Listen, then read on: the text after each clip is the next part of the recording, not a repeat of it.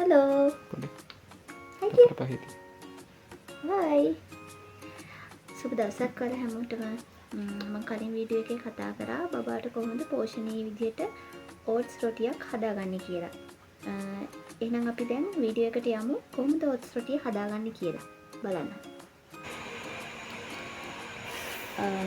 ඔයාලට මම බබාගේ ඕට්ස් රොටිය හදන විදිහේ රෙසිපි එක තමයි අරගෙන ආවේ.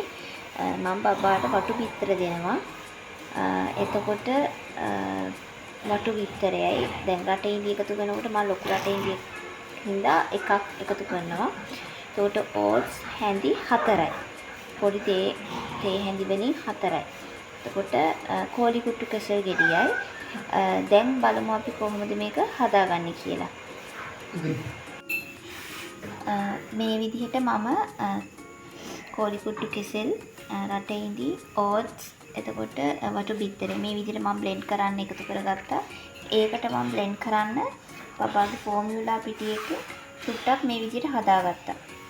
ඊට දැන් මේකට මේ විදිහට එකතු කරනවා. දැන් ටෙන්ඩර් කරගන්න ඕනේ. දැන් මම මේ විදිහට පෑන් එක ලිපේ තියලා ඒකට බටර් ටිකක් එකතු කරගන්නවා.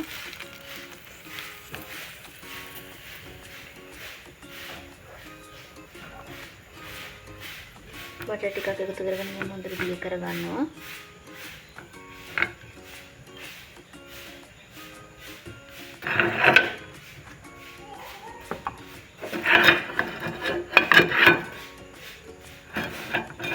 දිය කරගත්තට පස්සේ මම හදපු මිශ්‍රණය එකතු කරගන්න තමයි මම දැන් හදන්නේ.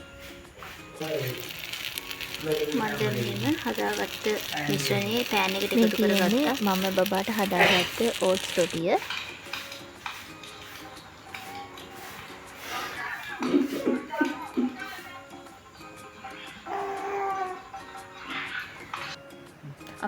අපි දැන් මේ විදිහට තමයි බබාගේ ඕට්ස් රොටිය හදාගෙන ඉන්නේ. එතකොට මට කියන්න ඕනිකම් තියෙනවා ඕට්ස් රොටිය ගත්තාම ඒකට දැන් රටේන්දි එකතු කරනවා, කෝලි කුට්ටු කෙසෙල් එකතු කරනවා, ඕට්ස් එකතු කරනවා, ෆෝමියුලා බබාගේ ෆෝමියුලා එකෙන් ටිකක් ස්වල්පයක් එකතු කරලා හදාගන්නවා. ඒකට වටු බිත්තරයක් එකතු කරනවා මම. එතකොට ඔය කෝලි කුට්ටු කෙසෙල් ගත්තාම රටේන්දි ගත්තාම වටු බිත්තර ඒව ගත්තාම ඒවැ පෝෂණ ගුණය ඉතා ඉහළයි. බබාගේ බර වැඩි වෙන්න ප්‍රධාන හේතුවක් වෙනවා මේ ඒ යොදා ගන්න අමුද්‍රව්‍ය.